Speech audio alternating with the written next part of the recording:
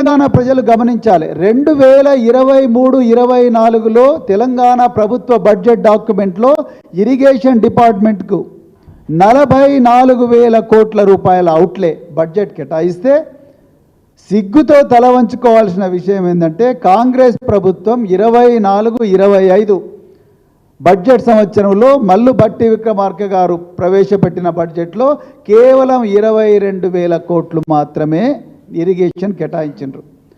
పాలమూరు రంగారెడ్డి వనపర్తి జిల్లా నాగర్ కర్నూలు జిల్లా చీఫ్ ఇంజనీర్లు ఇరిగేషన్ అండ్ కమాండ్ ఏరియా డెవలప్మెంట్కు సబ్మిట్ చేసిన ప్రపోజల్స్లో 2 కలిపితే 100 కోట్లు, కేవలం 100 కోట్లు. వనపర్తికి 60 కోట్లు, నాగర్ కర్నూలుకు 34 కోట్లు.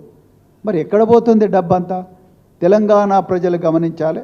పాలమూరు రంగారెడ్డి వల్ల 60 టీఎంసీల వాటరు 5 రిజర్వాయర్లో వస్తే 12 లక్షల ఎకరాలకు సాగునీరు వస్తుంది. కానీ అలా ముఖ్యమంత్రి రేవంత్ రెడ్డి గారి ప్రయారిటీ ఏమిటి? పాలమూరు బిడ్డనే చెప్పుకునే రేవంత్ రెడ్డి గారు ఇవాళ ముఖ్యమంత్రి పీఠం అధిరోహించి వారు మూసీ నది సుందరీకరణ అంటున్నారు. మూసీ నది సుందరీకరణ వల్ల ఎన్ని వేల ఎకరాలకు నీళ్ళు అందుతాయి రేవంత్ రెడ్డి గారే చెప్పాలి. తెలంగాణ ప్రజల తలసరి ఆదాయము ఎంత పెరుగుతుంది మీరే చెప్పాలి. 1,50,000 కోట్లు అన్నాడు ఫస్ట్, తర్వాత 1,00,000 కోట్లు అన్నారు, తర్వాత 1,50,000 కోట్లు అన్నారు. ఇలా పాలమూరు రంగారెడ్డి అంత కష్టపడితే ఒక 20,000 కోట్లు పెడితే మొత్తం డిస్ట్రిబ్యూటరీ సిస్టమ్ కూడా కంప్లీట్ అవుతుంది. కానీ ముఖ్యమంత్రి గారు ఒక్కరోజు కూడా దాని దగ్గర పోలేదంటేనే you can easily understand where his priorities are lying. His priorities are lying in Hyderabad.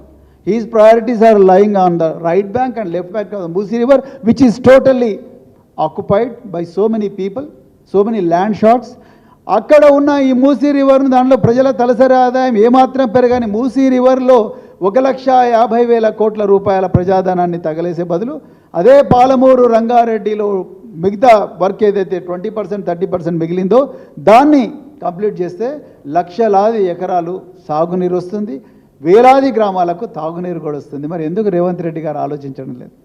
నిజానికి 8 నెలల పాలనలో ఇరిగేషన్ మీద కాంగ్రెస్ ప్రభుత్వం తీసుకున్న నిర్ణయాలేమో చూడండి మీరు.